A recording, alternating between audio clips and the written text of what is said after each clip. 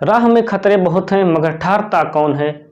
मौत कल आनी है तो आज आ जाए, डरता कौन है। तेरे लश्कर के मुकाबिल मैं अकेला हूं मगर फैसला मैदान में होगा, आखिर मरता कौन है। नमस्कार, सिक्योर एकेडमी के यूट्यूब चैनल पर आप सभी मित्रों का हार्दिक स्वागत, वंदन, अभिनंदन है। दोस्त, मैं हूं दिलीप और राहत इंदौरी साहब की इस पंक्ति के साथ हम आगे बढ़ने की कोशिश करते हैं। लेकिन इससे पहले आप मेरे चैनल पर नए हैं तो मेरे चैनल को सब्सक्राइब करना ना भूलें, क्योंकि आने वाली हर वीडियो का नोटिफिकेशन आपको मिलता रहे। इसलिए मेरे चैनल को सब्सक्राइब कीजिए और इस सेशन का आनंद लीजिए। हम बात करने जा रहे हैं मोटिवेशन क्या होती है। आखिर मोटिवेशन क्या होती है। अगर हम आपसे एक क्वेश्चन पूछें कि आप सुबह उठकर इतनी मेहनत क्यों करते हैं, आप जब ये सोचते हैं, मुझे उन सभी लोगों को जवाब देना है जो ये कहते हैं कि तू रहने दे, तुझसे कुछ नहीं हो पाएगा, तो इस एग्जाम को करेक्ट नहीं कर पाएगा। उन सब चीज को ये दिखाना है कि मैं ये कर सकता हूं। अगर आप ये सोचते हैं कि देखते हैं कि आपके माता पिता एक पाई पाई बटोर कर आपकी फीस जमा करते हैं, तो ये कैसा व्यवहार है। आइए मुझे समझने की कोशिश करते हैं कि मोटिवेशन क्या होता है। मोटिवेशन किसी कार्य को गति प्रदान करता है। ध्यान रखना, मोटिवेशन क्या होता है, किसी कार्य को गति प्रदान करता है जिससे वह कार्य बहुत तीव्र गति से संपन्न होता है। तो आइए इसे हम जरा समझने की कोशिश करते हैं कि मोटिवेशन होता क्या है। जैसे अगर हम बात करते हैं मोटिवेशन की, तो मोटिवेशन क्या होता है। मोटिवेशन शब्द की उत्पत्ति किससे हुई है, लैटिन भाषा से। किससे, पहली बात तो मोटिवेशन जो है, मोटिवेशन एक इंग्लिश वर्ड है। कैसा वर्ड है, इंग्लिश वर्ड है, इंग्लिश शब्द है, लेकिन इसकी उत्पत्ति मानी जाती है। मोटिवेशन मीन्स क्या होता है, अभिप्रेरणा या प्रेरणा। इसे हम प्रेरणा भी कहते हैं, अभिप्रेरणा भी कहते हैं। इसमें कंफ्यूज मत होना कि प्रेरणा किसे कहते हैं या अभिप्रेरणा किसे कहते हैं, दोनों एक सेम है। उसी को हम प्रेरणा भी कहते हैं, उसी को हम अभिप्रेरणा भी कहते हैं। तो मोटिवेशन की बात करें तो मोटिवेशन एक इंग्लिश वर्ड है, लेकिन जब इसकी उत्पत्ति मानी जाती है वो लैटिन भाषा से मानी जाती है, जिसे हम क्या कहते हैं, मोटम कहते हैं। मोटम, ये क्या है, एक लैटिन वर्ड है, लैटिन भाषा से। इसकी उत्पत्ति किससे हुई है, लैटिन भाषा से हुई, जिसे हम क्या कहते हैं, मोटम। मोटम का अर्थ क्या होता है, टू मूव या मोशन, जिसका मतलब क्या होता है, गति करना।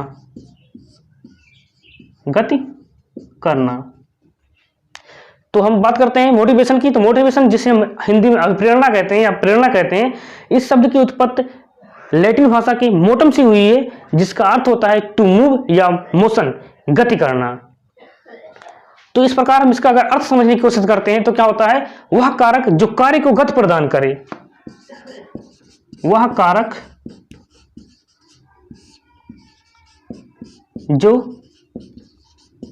कार्य को गति प्रदान करे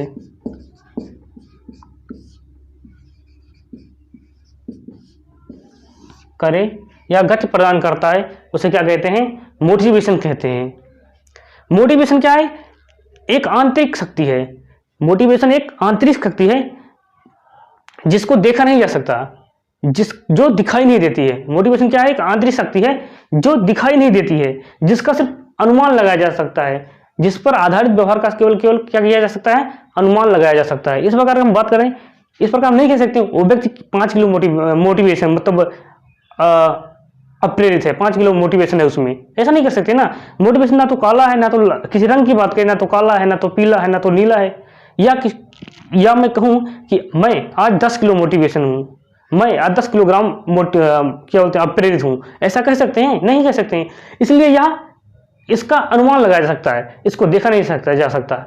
मोटिवेशन क्या होती है, एक आंतरिक शक्ति है, ना कि बाह्य शक्ति है। क्वेश्चन आते हैं, अगर क्वेश्चन आता है कि मोटिवेशन की आंतरिक अवस्था है या बाह्य अवस्था है, आंतरिक शक्ति या बाह्य शक्ति है, तो हमेशा आंसर सिर्फ एक ही रहेगा कि मोटिवेशन सिर्फ और सिर्फ आंतरिक अवस्था है, आंतरिक शक्ति है, आंतरिक होती है, बाह्य नहीं होती है। उसका सोर्स कुछ भी हो सकता है। मोटिवेशन का जो सोर्स है वो कुछ भी हो सकता है, वो बाहर से भी व्यक्ति अप्रेरित हो सकता है और अंदर से भी प्रेरित हो सकता है। कोई व्यक्ति है जो खुद से अप्रेरित होता है, कोई व्यक्ति है जो डॉक्टर अब्दुल कलाम की जीवनी से प्रभावित होता है, कोई व्यक्ति जो महात्मा गांधी से प्रभावित होता है, कोई व्यक्ति जो है सुभाष चंद्र बोस को पढ़ के प्रेरित होता है, कोई व्यक्ति है जो राणा प्रताप की जीवनी पढ़ के प्रेरित होता है, और कोई व्यक्ति है जो टीचर के द्वारा प्रेरित होता है, और कोई व्यक्ति है जो खुद से प्रेरित होता है। तो ध्यान रखना कि मोटिवेशन का जो सोर्स है वो कुछ भी हो सकता है, वो बाहर से भी हो सकता है और अंदर से भी हो सकता है, लेकिन मोटिवेशन सिर्फ और सिर्फ आंतरिक अवस्था है जो किसी व्यक्ति के भीतर से उत्पन्न होती है, किसी व्यक्ति के अंदर से उत्पन्न होती है। That is motivation. It's okay. तो हमने इतना समझने की कोशिश की, आइए इसके डिफिनेशन पे चलते हैं थोड़ा।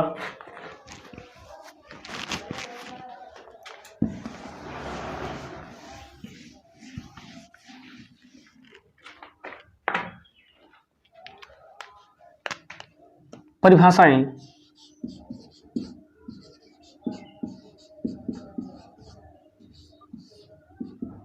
मोटिवेशन की परिभाषाएं समझने की कोशिश करते हैं। सबसे पहले हम गुड के अनुसार देखते हैं। गुड ने बताया, क्या बताया कि अभिप्रेरणा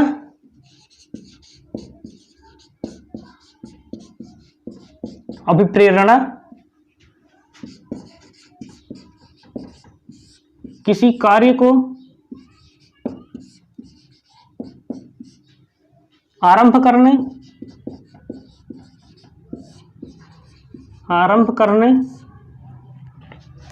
जारी रखने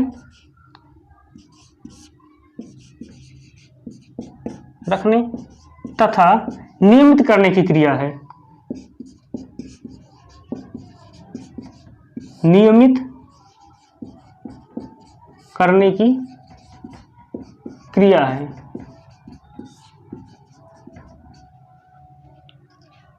ओके, तो गुड क्या कहते हैं कि अप्रेरणा किसी कार्य को आरंभ करने, जारी रखने तथा नियमित करने की क्रिया है, अकॉर्डिंग टू गुड्स। गुड का कहना है कि जो प्रेरणा होती है किसी कार्य को मतलब आरंभ करने या शुरू करते हैं, जब उसको जारी रखने मतलब उसको कंटिन्यू करते रहते हैं आप, और नियमित रोजाना करने की क्रिया है। जैसे मान लो आपको कोई एग्जाम क्रैक करना है, कोई एग्जाम क्वालिफाई करना है, मान लो आपको टेट का एग्जाम ही क्वालिफाई करना है, तो आप उसको क्वालिफाई करने से पहले आप क्या करते हैं, उसकी शुरुआत करते हैं, मतलब आरंभ करते हैं। कोई सब्जेक्ट उठाया, आपने उसे पढ़ने की कोशिश की, तो उसको आरंभ करने और जारी रखने, मतलब वो क्रिया आप जारी रखते हो, पढ़ते रहते हो, एक किताब के बाद दूसरी, दूसरी बाद तीसरी, तीसरी बाद चौथी, जारी करने तथा नियमित करने की क्रिया। आपको टेट क्वालिफाई करना है तो एक दिन पढ़ने से तो आप पास नहीं होगे, आपको रोजाना पढ़ना पड़ेगा, और नियमित करने की क्रिया। यही बात कौन कहते हैं, गुड साहब कहते हैं कि जो प्रेरणा होती है किसी कार्य को आरंभ करने, जारी रखने तथा नियमित करने की क्रिया है। अकॉर्डिंग टू स्किनर, स्किनर क्या कहते हैं, आइए इन्हें समझने की कोशिश करते हैं। स्किनर के अनुसार जो होता है,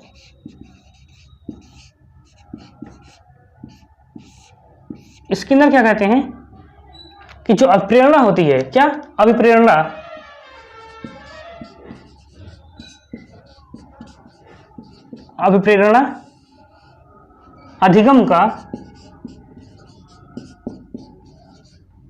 अधिगम का सर्वोच्च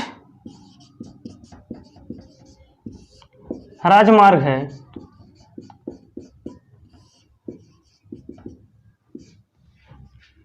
स्किनर कहते हैं कि motivation is highest highway to learning.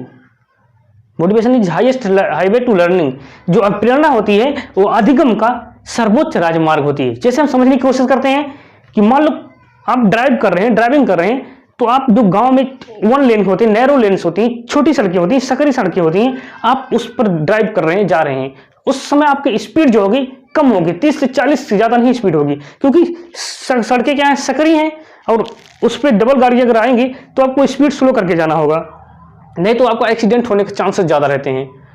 और जैसे ही आप हाईवे पे पहुंचते हैं तो आपकी स्पीड 2 गुना क्या 3 गुना हो जाती है, 40 से 80 हो जाती है। क्यों? क्योंकि जैसे ही आप हाईवे पे आते हो एक खुला रोड मिल जाता है आपको, आपकी स्पीड 2 गुनी हो जाती है। क्यों? क्योंकि आपको खुला रोड मिल गया, आपको चलाने के लिए खुल के सड़क मिल गई।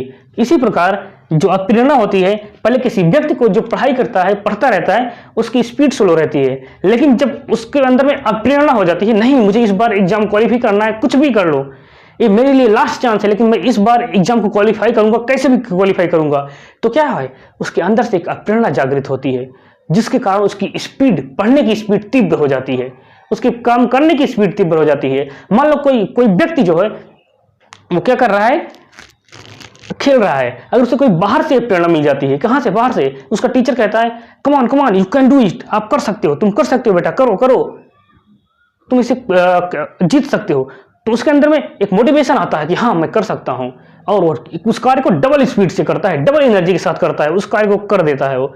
यही चीज स्किनर साहब कहते हैं कि प्रेरणा अधिगम का सर्वोच्च राजमार्ग है, NH highway. It's okay, I hope आपको समझ में आया होगा इतना। तो नेक्स्ट बात करते हैं, नेक्स्ट डिफिनेशन देखते हैं शेफर की।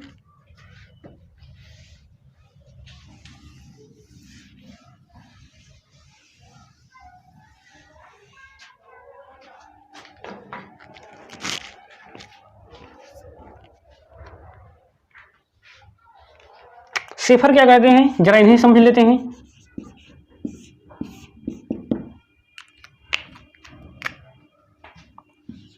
अभिप्रेरणा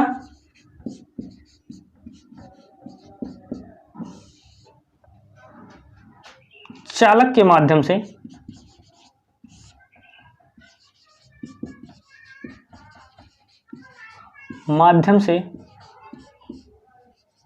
उत्पन्न होती है,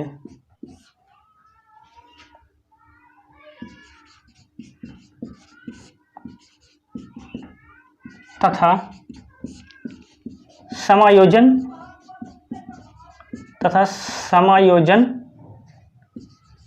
के द्वारा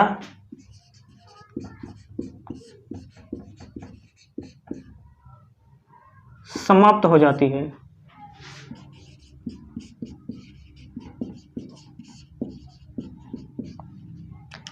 शेफर क्या कहना है, शेफर कहते हैं कि प्रेरणा जो होती है किसी न किसी ड्राइव्स के माध्यम से उत्पन्न होती है, ड्राइव्स चालक के माध्यम से उत्पन्न होती है, और एडजस्टमेंट से उसका समायोजन के द्वारा समाप्त हो जाती है। कहने का मतलब है यदि किसी व्यक्ति को भूख लगी है, सबसे पहली बात क्या है, किसी व्यक्ति की आवश्यकता होती है, नीड्स के किसको जन्म देती है, ड्राइव्स को जन्म देती है, और ड्राइव्स किसको जन्म देती है, किसी न किसी कार्य करने के लिए बाध्य करती है, और जब वो कार्य समाप्त हो जाता है तो ऑटोमेटिकली क्या होता है, समाप्त हो जाता है। यही चीज क्या कहते हैं, शेफर कहते हैं। शेफर का कहना है कि प्रेरणा जो होती है वो किसी न किसी चालक के माध्यम से उत्पन्न होती है और एडजस्टमेंट समायोजन के द्वारा समाप्त हो जाती है। मान लो किसी व्यक्ति को भूख लगी है, तो भूख लगने के कारण भोजन की जरूरत, मान लो किसी व्यक्ति को भोजन की जरूरत है, तो भोजन क्या उसकी नीड है, आवश्यकता है कि व्यक्ति को भोजन की जरूरत है, और वो भूख नीड आवश्यकता उसमें भूख नामक ड्राइव को जन्म देती है, उसमें भूख नामक चालक को जन्म देती है। क्या भूख नामक चालक को जन्म देती है। जब किसी व्यक्ति को भोजन की आवश्यकता है, उसे भूख लगती है, तो भूख जब लगेगी तो वह एक्टिविटी करेगा सॉरी, तो क्या करेगा, एक्टिविटी करेगा, इधर उधर घूमेगा, इधर उधर जाएगा, भोजन की तलाश में इधर उधर घूमता जाएगा, कार्य करता जाएगा, और जब उसे भोजन की प्राप्ति हो जाती है, जब भोजन कर लेता है, तो उसके बाद क्या होता है, वह समाप्त हो जाता है। आदमी अप्रेरित तब तक रहेगा ना जब तक उसे किसी चीज की आवश्यकता होगी। मान लो किसी व्यक्ति को भूख लगी है, तो भोजन की तलाश में इधर उधर जाएगा, और जब भोजन पा जाएगा तो वो भोजन कर लेगा, और भोजन करने के बाद उसका क्या होता है, आवश्यकता समाप्त हो जाती है। और जब उसकी आवश्यकता समाप्त हो जाती है, मतलब समायोजन हो गया उसका, तो क्या समाप्त हो जाएगा। यही चीज क्यों कहता है, शेफर कहते हैं कि प्रेरणा जो होती है किसी चालक के माध्यम से उत्पन्न होती है। मान लो किसी व्यक्ति को भूख लगी है, तो उसमें भूख नामक चालक को जन्म दिया, और उसके कारण जब समायोजन, जब उसे भोजन मिल गया, भोजन कर लिया, तो उसके समायोजन के द्वारा समाप्त हो जाती है। यही बात शेफर कहते हैं। It's okay. अगर आपको कोई डाउट्स है तो आप मुझे कमेंट्स कर सकते हैं, हम आपके कमेंट्स का जवाब जरूर देंगे।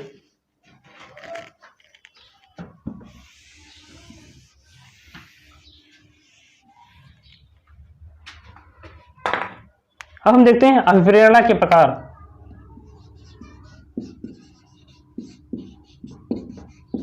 अभिप्रेरणा के प्रकार कितने प्रकार का होता है। अभिप्रेरणा सिर्फ और सिर्फ दो प्रकार का होता है, एक इंट्रिंसिक, दूसरा एक्सट्रिंसिक। एक आंतरिक प्रेरणा और एक बाह्य प्रेरणा, इसके अलावा प्रेरणा नहीं होती है। तो आइए समझने की कोशिश करते हैं। आंतरिक अभिप्रेरणा, पहला आंतरिक अभिप्रेरणा,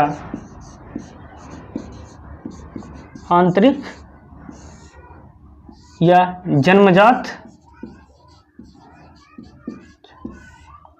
या सकारात्मक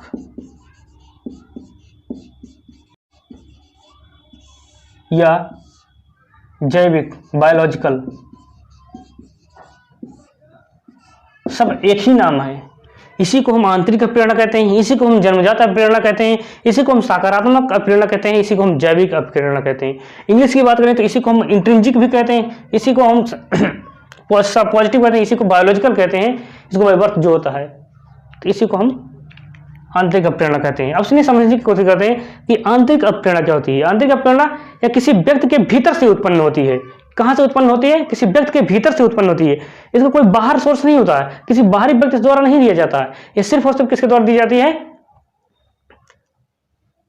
ये व्यक्ति के अंदर स्वयं में उत्पन्न होती है। Just a minute guys, wait.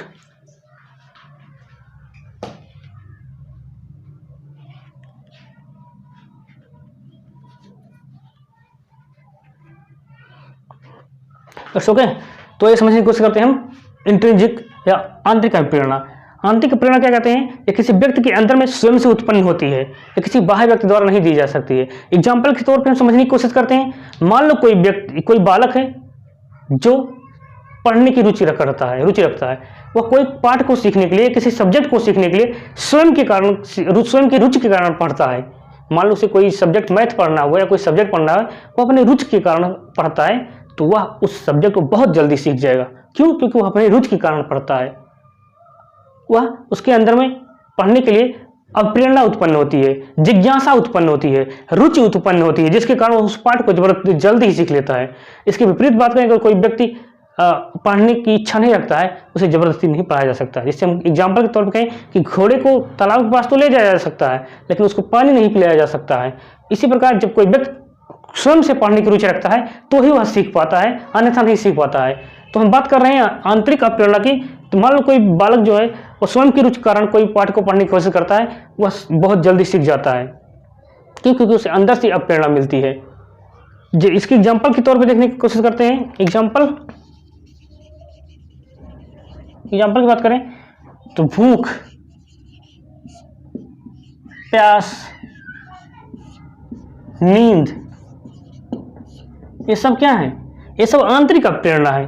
भूख किसी बाहरी व्यक्ति द्वारा थोड़ी उत्पन्न होगा। या कोई व्यक्ति आके कहता है, हे भाई तुझे भूख लगी है, तू खाना खा ले। आप खाना खाओगे? नहीं खाओगे। कोई व्यक्ति कहता है आपको प्यास लगी है, पानी पी लो, पियोगे? नहीं पियोगे। कोई व्यक्ति कहता है तुझे नींद लगी, तू सो जा, जाके सोगे? नहीं ना। जब तक आपको खुद से भूख नहीं लगेगी, जब तक आपको खुद से प्यास नहीं लगेगी, जब तक आपको खुद से नींद नहीं आएगी, ना तो आप खाओगे, ना तो पियोगे, ना तो सोओगे। It's clear to you? इसलिए जो आंतरिक प्रेरणा होती है वो व्यक्ति के भीतर से उत्पन्न होती है, अंदर से उत्पन्न होती है। आइए इसे हम समझने की कोशिश करते हैं किसी एक एग्जाम्पल के माध्यम से।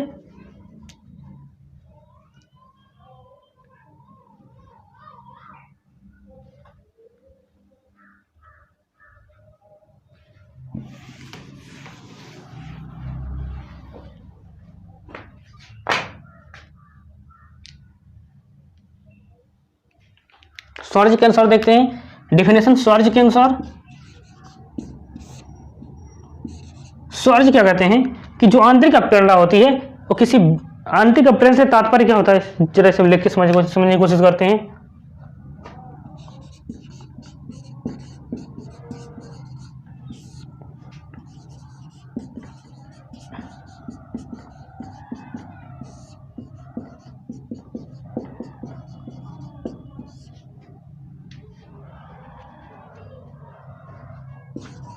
आंतरिक प्रेरणा से तात्पर्य व्यक्ति के भीतर या व्यक्ति के भीतर उत्पन्न उस व्यवहार से है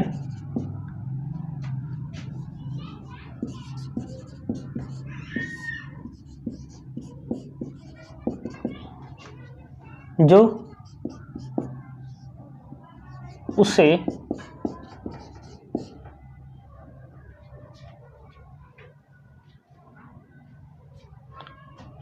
उत्पन्न उस दबाव से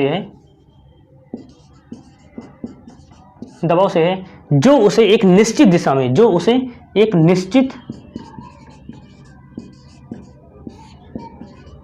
दिशा में,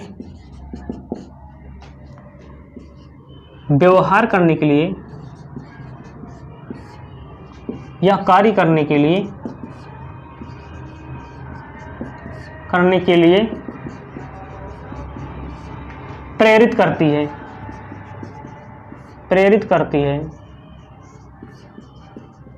स्वर्ण क्या कहना है? स्वर्ण कहते हैं कि आंतरिक प्रेरणा से तात्पर्य उस व्यक्ति के भीतर उत्पन्न उस दबाव से है जो उसे एक निश्चित दिशा में व्यवहार करने के लिए या कार्य करने के लिए प्रेरित करती है। मान लो कोई व्यक्ति भूखा है या कोई व्यक्ति को प्यास लगी है, तो वह अंदर से उत्पन्न होगी। प्यास क्या है? अंदर से उत्पन्न होगी, ना कि किसी बाहरी व्यक्ति द्वारा बोला जाएगा कि व्यक्ति तुझे, भाई तुझे प्यास लगी, तू जाके पानी पी ले। स्वर्ण का कथन यही है कि आंतरिक प्रेरणा किसी व्यक्ति के भीतर उत्पन्न उस दबाव से है जो उस व्यक्ति को एक दिशा में कार्य करने के लिए या व्यवहार करने के लिए प्रेरित करती है। मान लो किसी व्यक्ति को प्यास लगी है, तो वह पानी के लिए इधर उधर कार्य करेगा या गति करेगा, और जब उसे पानी मिल जाएगी तो वह समाप्त हो जाएगा। It's okay. तो यही बात स्वार्थ कहते हैं। आंतरिक प्रेरणा से तात्पर्य व्यक्ति के भीतर उत्पन्न उस दबाव से है जो उसे एक निश्चित दिशा में व्यवहार करने के लिए, कार्य करने के लिए प्रेरित करती है। Clear to you? तो आगे बढ़ते हैं।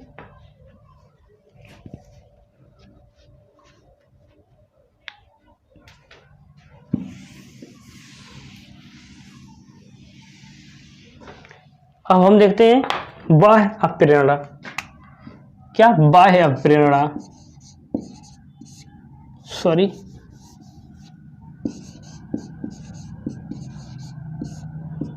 बाह्य प्रेरणा, बाह्य या जन्मजात, बोला ये अर्जित हो जाएगा, अर्जित या नकारात्मक या अजैविक, अजैविक अभिप्रेरणा। ओके, इसे ही हम क्या कहते हैं? एक्सट्रिंसिक, जैसे बाह्य या एक्वायर्ड अर्जित, या नेगेटिव जैसे नकारात्मक, या अजैविक। ओके, इसे हम कितने नामों से जानते हैं? इसे ही हम बाह्य प्रेरणा कहते हैं, इसे हम अजैविक अर्जित अप्रेरणा कहते हैं, इसे हम नकारात्मक अप्रेरणा कहते हैं, और इसे ही हम अजैविक अप्रेरणा कहते हैं। ओके, ये सब एक ही नाम है, एक ही के नाम है जिसे हम अलग अलग नामों से जानते हैं। तो बाह्य प्रेरणा क्या होता है? बाह्य प्रेरणा किसी व्यक्ति को बाहरी व्यक्ति द्वारा प्रदान किया जाता है। मान लो कोई व्यक्ति कोई खेल खेल रहा है, तो उसका टीचर आते हैं, टीचर कहते हैं भाई हाँ तुम ये कार्य कर सकते हो, वाह शाबाश बेटा शाबाश, तुम कर सकते हो, तुम कर सकते हो, तुम करो। तो क्या है? ये बाह्य प्रेरणा है। तो आइए हम जरा इसकी डिफिनेशन समझने की कोशिश करते हैं कि बाह्य प्रेरणा क्या होती है। Just a minute.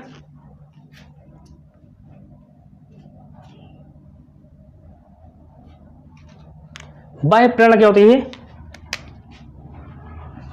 यह ऐसा प्रोत्साहन होता है, सहन होता है जो बालक को बाह्य वातावरण द्वारा प्रदान किया जाता है, प्रदान किया जाता है। यह ऐसा प्रोत्साहन होता है जो बालक को बाह्य वातावरण द्वारा, किसके द्वारा? बाहरी व्यक्ति द्वारा, बाह्य वातावरण द्वारा क्या किया जाता है? प्रदान किया जाता है। वह बालक का मार्गदर्शन करता है, प्रदान किया जाता है। यह क्या होता है? बालक का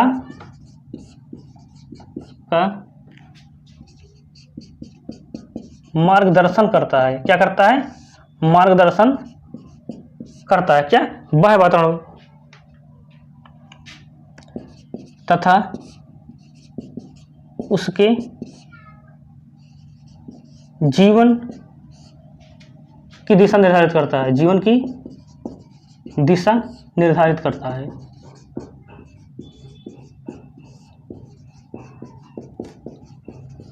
इट्स ओके कि बाह्य वातावरण क्या होते हैं, या अर्जित प्रेरणा क्या होती है, नकारात्मक प्रेरणा क्या होती है, या अजैविक प्रेरणा क्या होती है।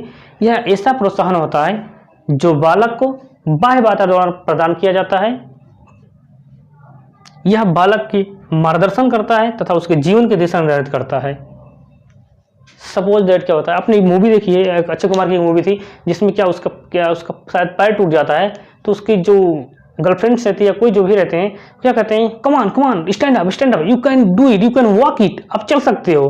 आपने शायद मूवी देखी होगी, उसका नाम मुझे नहीं याद आ रहा है, लेकिन उसमें क्या होता है, उसका पैर टूटा रहता है, वो छोटा रहता है बचपन में, और उसके जो गर्लफ्रेंड्स रहती हैं या उसके जो भी सपोर्टर रहते हैं उसे कहते हैं क्या, कमान कमान यू कैन वॉक इट, आप चल सकते हो, कमान कमान कमान।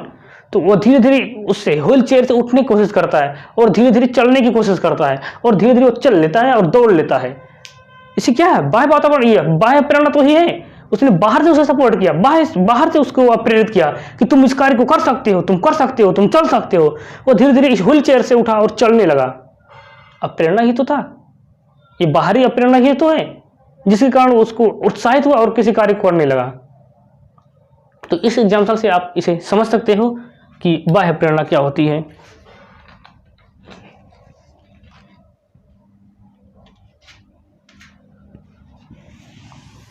It's okay.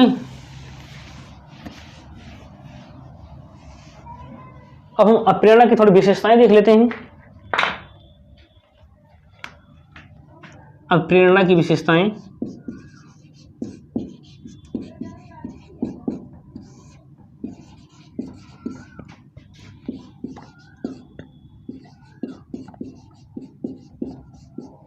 अब प्रेरणा की विशेषताएं, इसकी विशेषताएं क्या है। पॉइंट नंबर 1, अभिप्रेरणा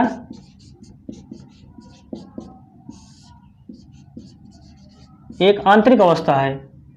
कैसी अवस्था है, एक आंतरिक अवस्था है।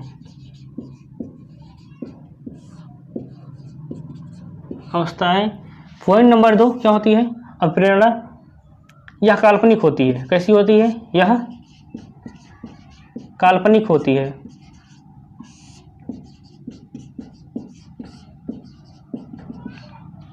पॉइंट नंबर 3 देखते हैं, इससे उत्पन्न क्रियाएं, इससे उत्पन्न क्रियाएं कैसी होती हैं, एक दिशा की ओर निर्देशित होती हैं, निर्देशित होती हैं। ओके। अप्रेरणा एक आंतरिक अवस्था है, यह काल्पनिक होती है, इससे उत्पन्न क्रियाएं एक दिशा की ओर निर्देशित होती हैं। पॉइंट नंबर 4,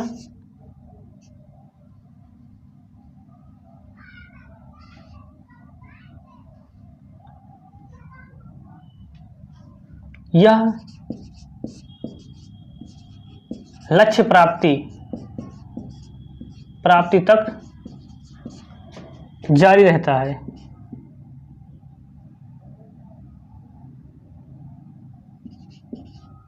जारी रहता है। ओके। इसका अनुमान लगाया जा सकता है, इसका अनुमान लगाया जा सकता है।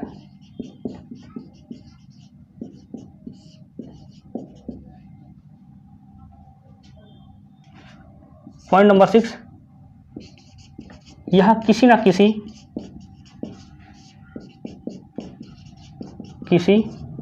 क्रिया को जन्म देती है। जन्म देती है। ओके। तो इतना हम समझने की कोशिश करते हैं कि प्रेरणा जो होती है एक आंतरिक अवस्था है।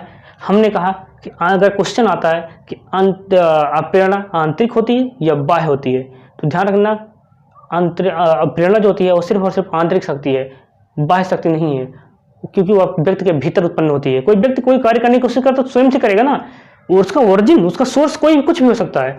हो सकता है किसी व्यक्ति द्वारा प्रेरित हो सकता है महात्मा गांधी की जीवनी से प्रेरित हो सकता है वह महाराणा प्रताप की जीवनी से प्रेरित हो सकता है उसके टीचर द्वारा प्रेरित हो। तो लेकिन उत्पन्न प्रेरणा तो उसके अंदर से ही जागृत होगी ना कि बाहर से जागृत होगी, कि आप उसे देख भी नहीं सकते हो। तो ऐसा में क्या है कि अप्रेरणा है वह एक आंतरिक अवस्था होती है। कैसी होती है? आंतरिक अवस्था होती है। अगर क्वेश्चन आए कि आंतरिक प्रेरणा सबसे बड़ी होती है या क्या बोलते हैं बाह्य प्रेरणा, तो इसमें सबसे ज़्यादा मजबूत जो होती है वो आंतरिक प्रेरणा होती है, क्योंकि व्यक्ति जो होता है जो कोई कार्य स्वयं के द्वारा करता है वो क्या होता है, वही सबसे ज़्यादा शक्तिशाली होता है। प्रेरणा एक आंतरिक अवस्था है। दूसरी बात करें, यह काल्पनिक होती है। काल्पनिक होती है क्यों? क्योंकि इसका कल्पना किया जा सकता है। इसको हम देख तो नहीं सकते ना, इसकी कल्पना की जा सकती है वहाँ कितना कितना प्रेरित है या कितना कम अप्रेरित है। तो यह क्या है, एक काल्पनिक शक्ति होती है, यह काल्पनिक होती है। इससे उत्पन्न क्रियाएं एक दिशा की ओर निर्देशित होती हैं। इससे जो उत्पन्न क्रियाएं होती हैं एक दिशा की ओर क्या होती है, निर्देशित होती हैं। और क्या यह लक्ष्य प्राप्ति तक जारी रहता है। इसका अनुमान लगाया जा सकता है, बिल्कुल अनुमान लगाया जा सकता है। अब प्रेरणा का क्या है, अनुमान लगाया जा सकता है कि वह व्यक्ति कितना अप्रेरित है, कितना मोटिवेशन है उसमें। इसको आप देख नहीं सकते हो कि यह कोई व्यक्ति 5 किलोग्राम मोटिवेट है या मैं 5-10 किलोग्राम मोटिवेशन हूँ, या लाल रंग का है, काले रंग का है या पीले रंग का है, आप देख नहीं सकते हो। इसका सिर्फ अनुमान लगाया जा सकता है। अगर हम बात करें, आप रामायण की बात करें, रामायण में देख लेते हैं, जब भगवान श्री रामचंद्र जी सीता की खोज में समुद्र पर बैठे हुए थे, उस समय क्या थे, एक एक बील बलशाली थे। वो बोलते हैं मैं इधर लंका चला जाऊं, मैं इस जवान होता, मैं तो बूढ़ा हो चुका हूं, मैं बड़ा होता, जवान होता, मैं ऐसे में लंका में चला जाता। कोई बोलता मैं ऐसे कूद जाऊं, मैं बोलता मैं उधर कूद जाऊं, लेकिन कर कोई नहीं पा रहा था। भाई हनुमान जी उस समय एकदम शांत बैठे थे, चुपचाप देख रहे थे। भाई आप उनके पास की बात तो है नहीं, हनुमान जी सोच रहे थे। लेकिन इसी में कौन आया, जामवंत जी आए, और जामवंत जी बोले भाई क्या है, क्यों बैठे हो शांत आप? बोले ना ना ना, मेरे बस की बात नहीं, मैं नहीं कर सकता। बोले अगर आप नहीं कर सकते तो कौन कर सकता है, कौन कर सकता है इसे? कौन से काज कठिन जगमाही तात तुम पाही, क्यों चुप साध रहे हो बलवाना, तुम में शक्ति असीम समाना, सुनत बच्चे में पर्वत आकारा। जैसे ही उन्होंने इस दोहा को सुना तो क्या हुआ, हनुमान जी मोटिवेट हो गए। जामवंत जी ने अनुमान ही तो लगाया ना कि इस कार्य को सिर्फ हनुमान जी कर सकते हैं। उन्होंने सिर्फ अनुमान लगाया और उनसे कहा, उनको मोटिवेशन दिया कि आप अपनी शक्ति को पहचान नहीं रहे हो। आप जब छोटे थे आप कितने, आपको अजर अमर का वरदान दिया गया, आपको कोई शक्ति कुछ कर नहीं सकती, आपको वायु से खतरा नहीं, आप पानी से पानी आपको डुबा नहीं सकती, आप आग आपको जला नहीं सकती, तो आप डर किस बात के रहे हैं? आप में असीम शक्ति है, बहुत शक्ति है, आप कुछ भी कर सकते हो। और जब उन्होंने इस चीज को सुना, वो अंदर से झकझोर उठे पूरी तरह से, और उनमें मोटिवेशन उत्पन्न हुआ, प्रेरणा उत्पन्न हुई। उन्होंने कहा जय श्री राम, और कूद गए लंका में। अंदर से मोटिवेशन ही तो मिला हनुमान जी को, किसके द्वारा, जामवंत के द्वारा। और जामवंत ने इसका अनुमान लगाया कि एक कार्य को सिर्फ हनुमान जी ही कर सकते हैं। तो इसका अनुमान लगाया जा सकता है, और इस पर इससे उत्पन्न क्रियाएं किसी न किसी दिशा की ओर निर्देशित होती हैं। जब हनुमान जी को मोटिवेशन आया, अब प्रेरणा मिली, तो किसी न किसी दिशा की ओर लंका की ओर गए और लंका की ओर कूद पड़े। इससे उत्पन्न क्रियाएं किसी न किसी दिशा की ओर निर्देशित करती हैं, और यह लक्ष्य प्राप्ति तक जारी रहता है। और वो जब तक सीता माता की पता नहीं लगा लिए तब तक उनको जारी रहा। लंका में आग लगा दी, फूंक डाला, जला डाला, जो भी कर डाला, माता की पता लगा लिया, उसके बाद उन्होंने वहां पे कुछ किया नहीं, वापस आ गए। उन्होंने तो ऐसा नहीं किया कि रावण को मार दिया, सबको खत्म करके सीता जी को लाया। उन्हें सिर्फ इतना ही किया गया था कि आपसे पता लगा के आना है, और उन्होंने अपना लक्ष्य प्राप्त करने के बाद वापस चले आए। और क्या, लक्ष्य प्राप्ति तक जाता है, इसके बाद नहीं रहता है। क्योंकि जब कोई व्यक्ति लक्ष्य प्राप्त कर लेता है उसके बाद तो समाप्त हो जाता है। मान लो आपको भूख लगी तो आप भोजन करने जाओगे, और जब भोजन कर लोगे तो आपका मन शांत हो जाएगा। तो क्या उसके बाद भी आप भोजन करते रहोगे? जब आपकी भूख शांत होगी, क्या उसके बाद भी आप भोजन करते रहोगे? नहीं ना, नहीं करोगे। इसलिए लक्ष्य प्राप्त तक जारी रहता है, उसके बाद वह समाप्त हो जाती है, उसके बाद मोटिवेशन नहीं रहता है। फिर उसके बाद हम बात करते हैं, यह किसी न किसी क्रिया को जन्म देती है। सही है कि जब जब मोटिवेशन आएगा तब तक कुछ ना कुछ करके जाएगा। मोटिवेशन फालतू में नहीं आएगा, अगर वो आता है तो कुछ ना कुछ करके जाएगा। जैसे आपने कोई मूवी में गाना सुना था क्या, कि मैं तेरे दर पे आया हूँ, कुछ करके जाऊँगा, झोली भर के जाऊँगा या मर के जाऊँगा। इसलिए जब जब मोटिवेशन उत्पन्न होगा तब तक आदमी कोई न कोई कार्य करेगा, कुछ ना कुछ क्रिया को जन्म देती है। तो हमने समझने की कोशिश की कि मोटिवेशन क्या होता है, मोटिवेशन कितनी प्रकार का होता है, मोटिवेशन की विशेषताएं क्या होती है, इन सब चीज़ों को हमने समझने की कोशिश की। तो आज के लिए बस इतना ही। तो सेशन को समाप्त करने से पहले हमें रिक्वेस्ट करते हैं कि आप मेरे चैनल पर नए हैं तो मेरे चैनल वीडियो को सब्सक्राइब करना ना भूलें, शेयर करना ना भूलें, लाइक करना ना भूलें। तो आज के लिए बस इतना ही, मिलते हैं आने वाली नेक्स्ट वीडियो में, तब तक के लिए जय हिंद।